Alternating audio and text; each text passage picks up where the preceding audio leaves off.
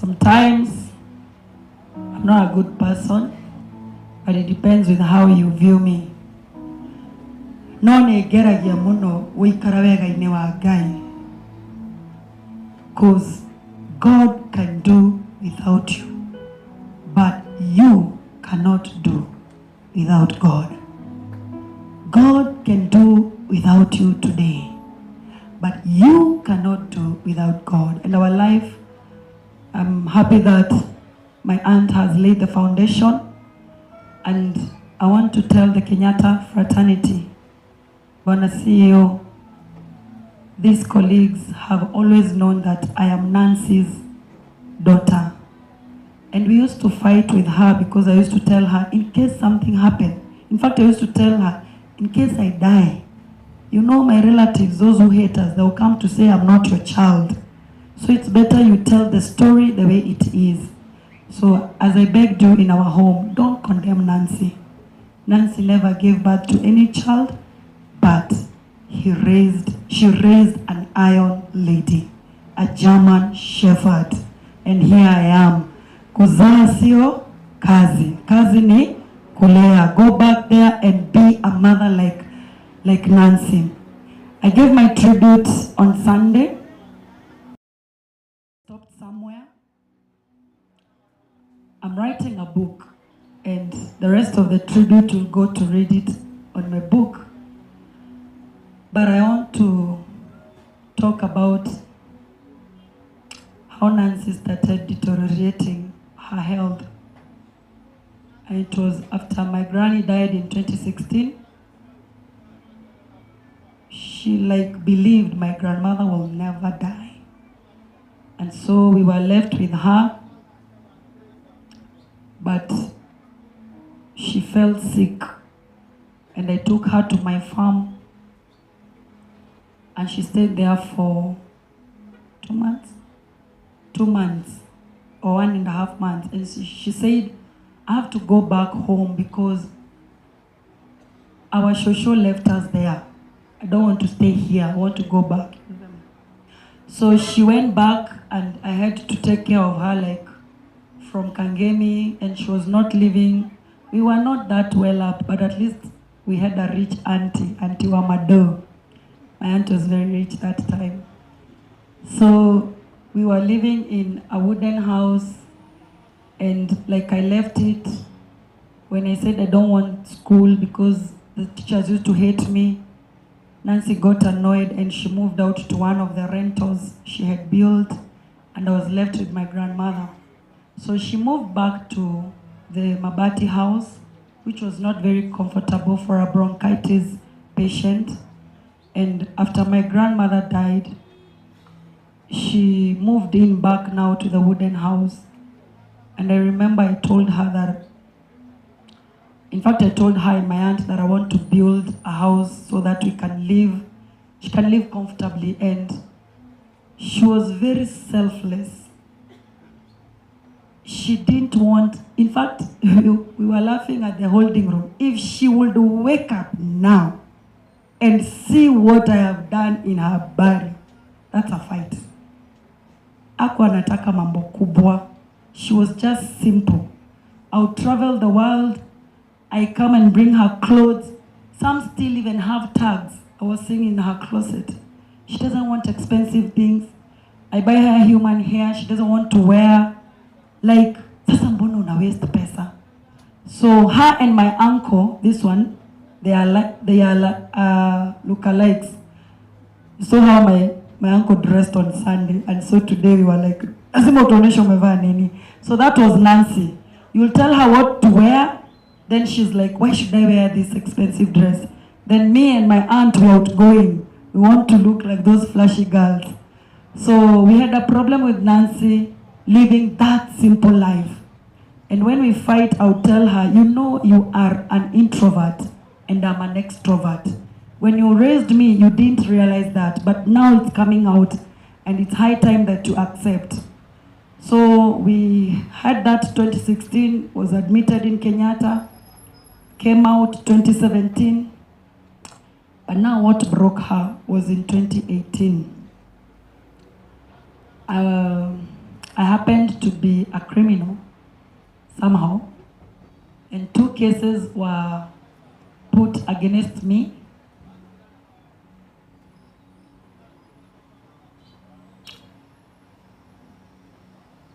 The same time, and that is when Nancy started getting sick. She would get stressed. She would start asking, what if you're jailed? And I tell her, you'll just be left with my children. You've lived them before.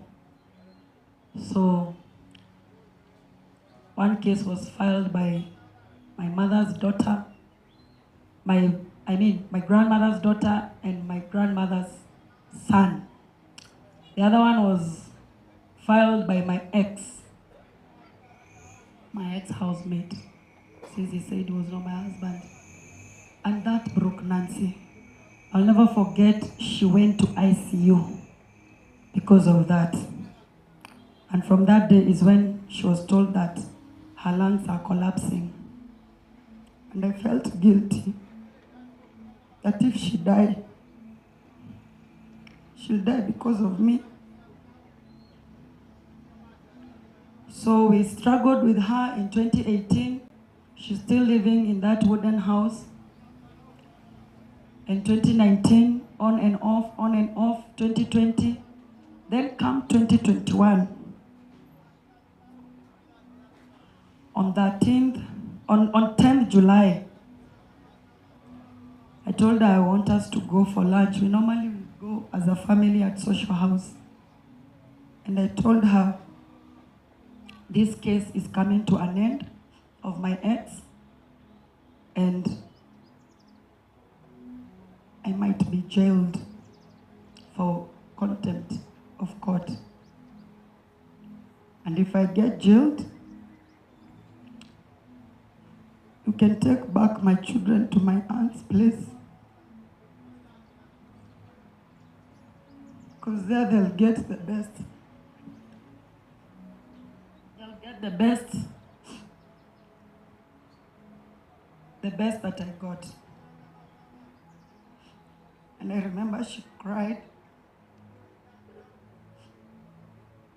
And I even had to call Dunstan Omari. If you look at those programs, there's somewhere we have a photo with her. It was during COVID. I remember she said she has to go to court with me, and I told her, you can't expose yourself to COVID, because now if I lose you, who will be also taking care of my children when I'm in jail? I want to thank Dr. Irene. She's somewhere. Please stand up and wave. She's the one that would walk with me when I'm going with her, so that in case something happened, she's given first aid. And so we went to court, and my judgment was being read. Let me tell you, God loves his people. Mercy Mosioka was present in that court, just wave. And Wajo is somewhere. And the judge started reading my sentencing. He read how I'm going to be jailed for 6 months. It was called Justice Getonga. Then he just lifted his head like this. After telling me that he's jailing me for 6 months, I remember I was not even crying for my children. I was crying for Nancy. If I get jailed, she'll just die. And when the judge finished reading his judgment, he looked me in the eyes, and I was just telling God, please God, if at all you shut the lions their mouths not to eat Daniel, please let me not be jailed. And the judge said, I know I've sentenced you to 6 months, but I choose to forgive you. I couldn't believe. And Mercy and the rest rest were crying, and Nancy was crying. When we went back, she's on low blood pressure. She fell sick again. And to mock it, after that judgment, an appeal was put. And when my small son was graduating to grade 1, my mother's daughter came to school with my ex. And Nancy was there. She had just come out from the ward. She had stayed for 3 days. And again, she fell sick. That was 2021 during COVID.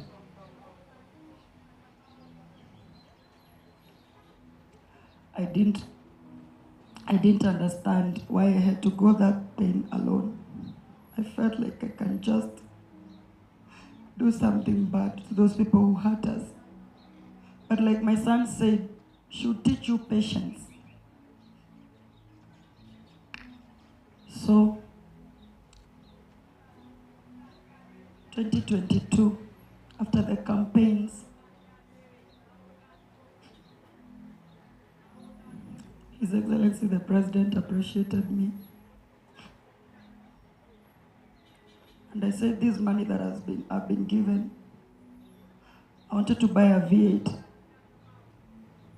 But I said, I'm going to build a house that I promised my grandmother and my sister. And when I told Nancy, if you look at those photos, there's somewhere we are trying to negotiate if I build the house. Her and my aunt were against it. They said that I should build a flat so that I can have income for my children. And I told them, I'm like a bird. It's God who knows what I eat tomorrow. And my aunt was completely against it, and akasambazia Nancy, and Nancy was like, no, you shouldn't build a house. I told them, no, I'm going to build a house because I promised my grandmother, and it's a house that we can be coming and remember the memories of our shosho. And at least those who despised us, they will be looking at that house and know that there is God. And so she agreed, and we started building. I would send money to her account. But when we reached first floor, the Bible says, I don't permit a witch to live.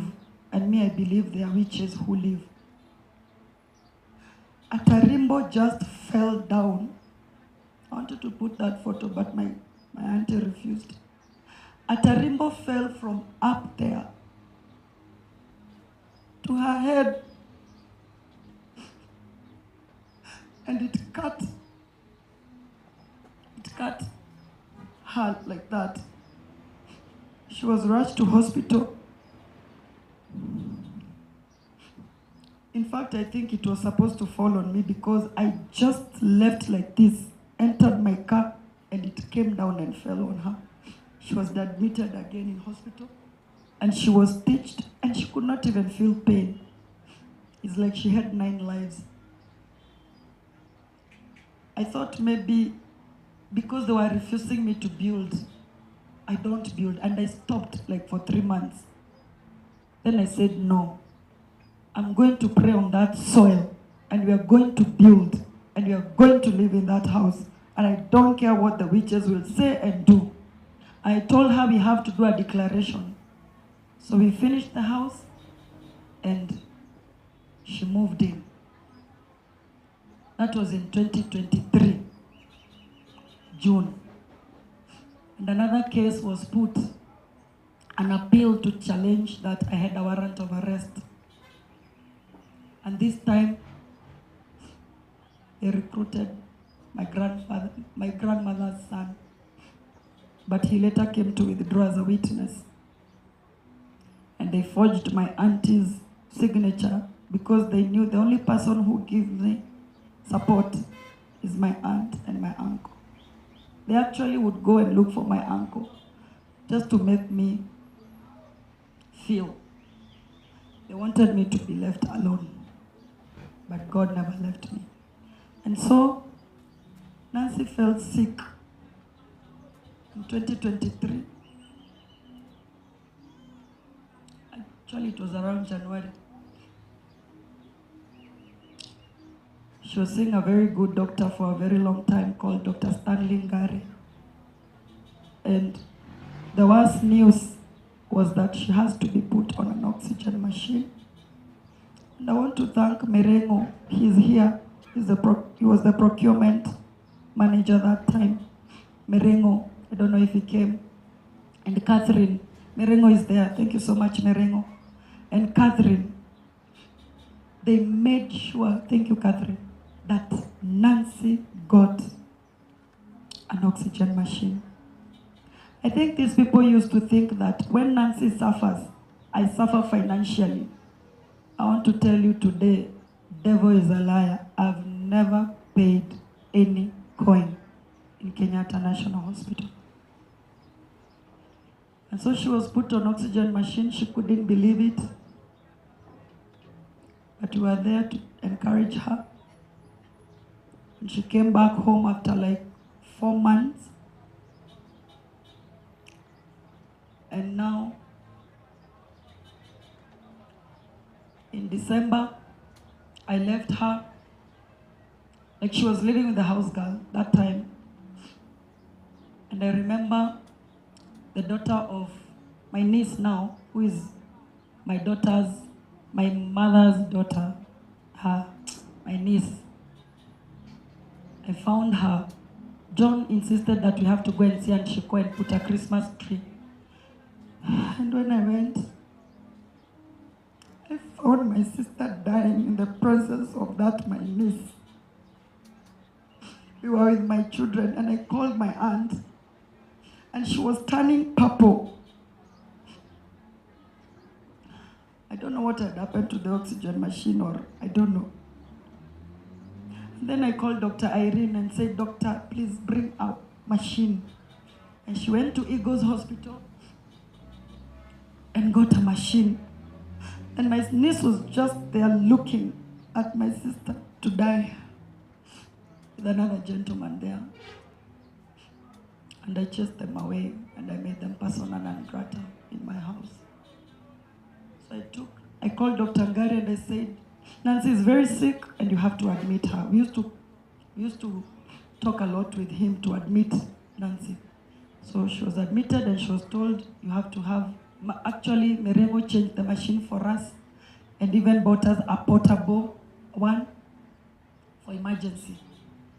And now I had to chase the house girl and start, actually it is not me who chased the house girl, it was my aunt who chased the house girl.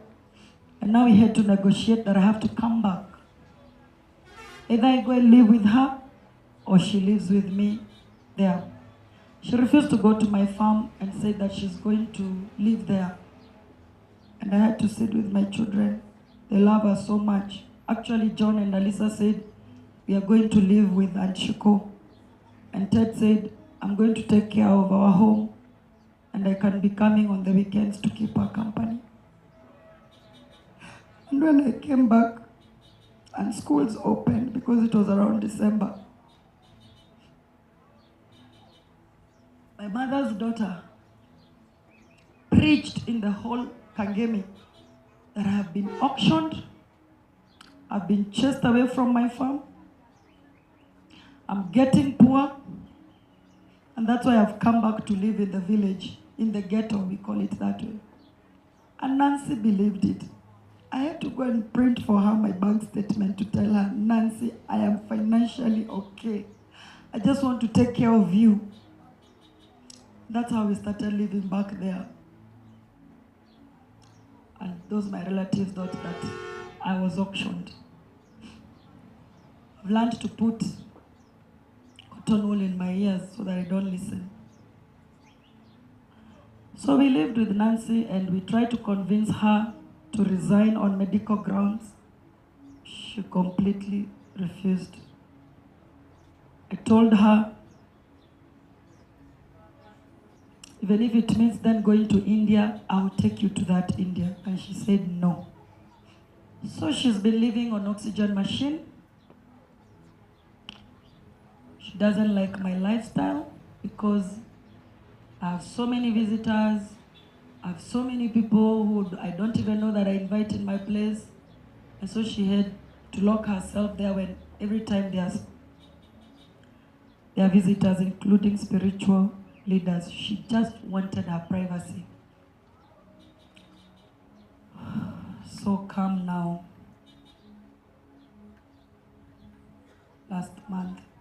Last November. And our judgment was postponed because apparently I was told that I forged my grandmother's signature and thumb. So I had introduced her to these prophets to pray for her.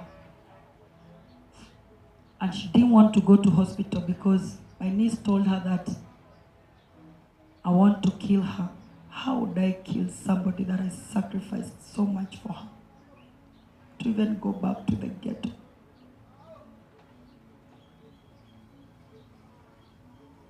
And I called Dr. Ari and I told her, you have to admit Nancy because she's sick.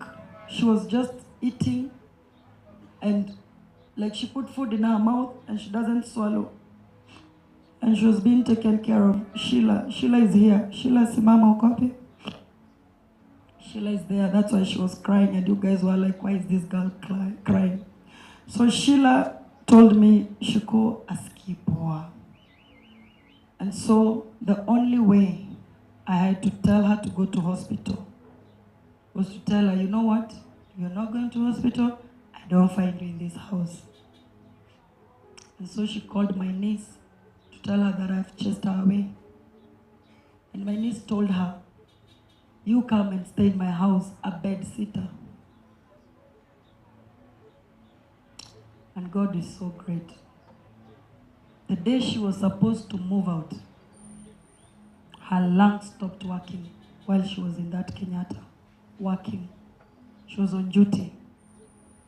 And I've come to know all this after she told me, I want you to go with this, my phone. And I want you to know how you're going to live without me. Because some people you laugh with are your enemies. I remember when I sat there in the parking with my aunt scrolling the phone. I couldn't believe the evils my niece was wishing me, including death. A niece I once gave employment, she's not here. And Nancy knew she's dying. So, when I want to cut it short, when she got admitted, I was away. And when I came back, I went to the CEO. I told him, my sister is unwell. And he walked with me to the ward and saw her. And that is when we started the journey on how we live. And on 30th December, she was very jovial. Then she told me that I called Maria. Maria is here. She works in the morgue. She's there. Ni dahorera Maria. Ni damoera. I'm going there. And because I know you, don't you take me to leave funeral home. And I was like, huh? So I knew he's going to talk some stuff. And my niece was there. And because I'm a German shepherd and I keep receipts, I went and sweet-talked Jennifer. She's here. She's a counselor. Jennifer, KPCC. Jennifer, she's there. She didn't know that I wanted her to be my witness. So I told her, come we go and see my mom. So we went and we were talking. Do you know Nancy planned her burial that day? She said, don't take me to leave funeral. I don't want eulogy. I don't want to be mentioned I was born by who and born with who. I just want you to put pictures.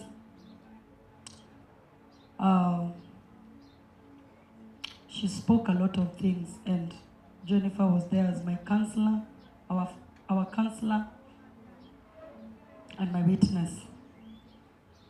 That That was the most difficult day of my life. I had planned a New Year party, as always, because her birthday is always on first.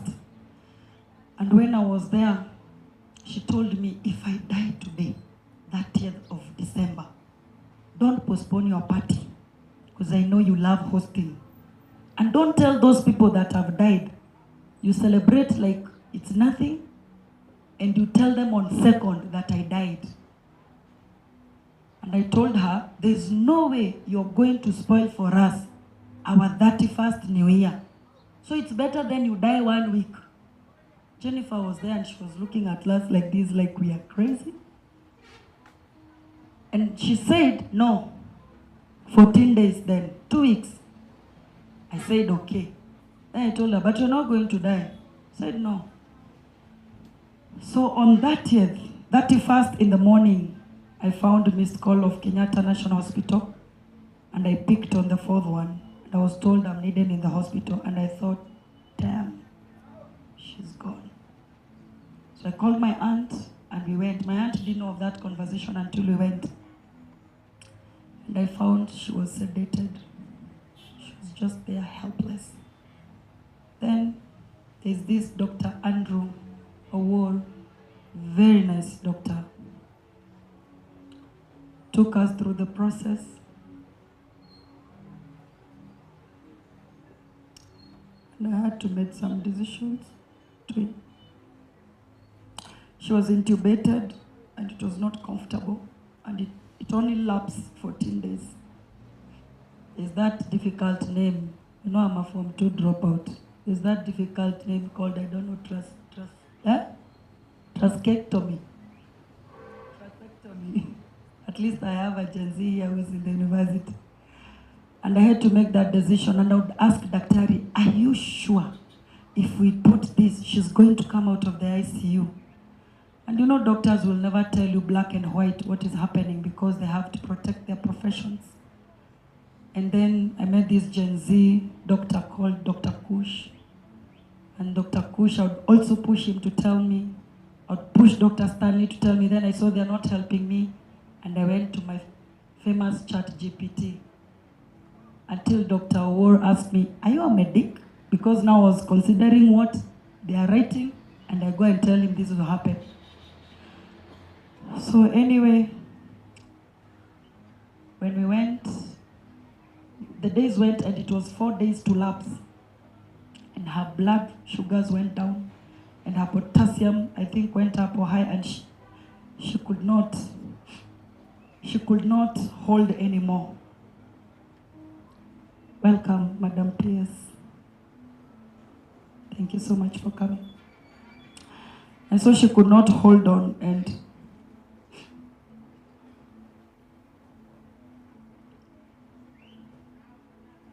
I remember I was in a burial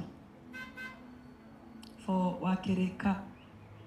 And that day, Reverend Nyoike called me in the evening to tell me, how close were you with Akirira? Because you've cried the entire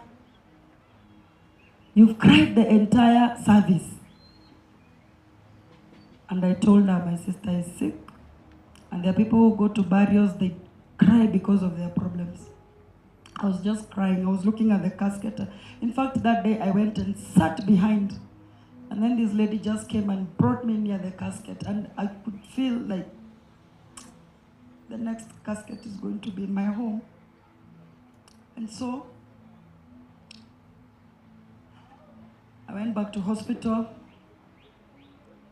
I was praying. Where my guide that? Because I signed for this surgery, don't let her die in that surgery, because I'll be told that I killed her so that I inherit her. I don't know what. I said, please don't let her die there. And shock on you, the 9 lives she has, she never died in that theater. It was a success with Dr. Aswani, whom I've known through the husband, was my gyna for the 2 children. And it was a success. And I was like, thank you, God. When I left Akirira's burial, I didn't even go to the graveside. Unlike me, I didn't go to the graveside. And we went there with my aunt, and oh, the Mothers Union in my auntie, she almost did a service there to praise God that it was a success. And she didn't stay for long. She called Dr. Kush after recovering, and she could write. I'm carrying that book with me everywhere. And she said, tell Wanja to bring my children to say goodbye. It was very difficult. And she refused to be fed. She refused to be done anything until Dr. Kush said, just bring the kids. And that's when I called Reverend Sarah. And she said, if you don't bring the children, you regret for the rest of your life. Thank you so much, Rev. She stopped what she was doing and came to pray with us. And then Nancy told her, go away. You took so long to come and pray for me. I can't get healed. But she said her goodbyes to my children. And then she wrote to me, please, don't fight for me anymore. The damage is already done. I have that paper. And I told her no. Then my aunt started counseling me that I have to accept. I only see these things in movies. I've not slept for the last 2 weeks. Waking up with anxiety.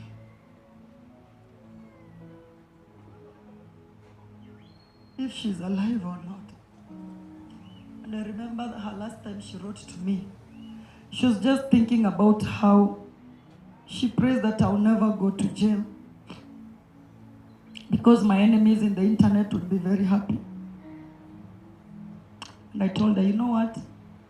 God fights my battles. They can go to court every day they want, but God will always fight for me.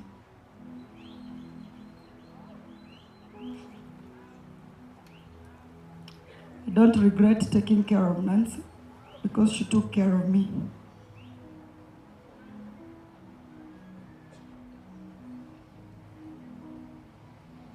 I wish I can turn the clock back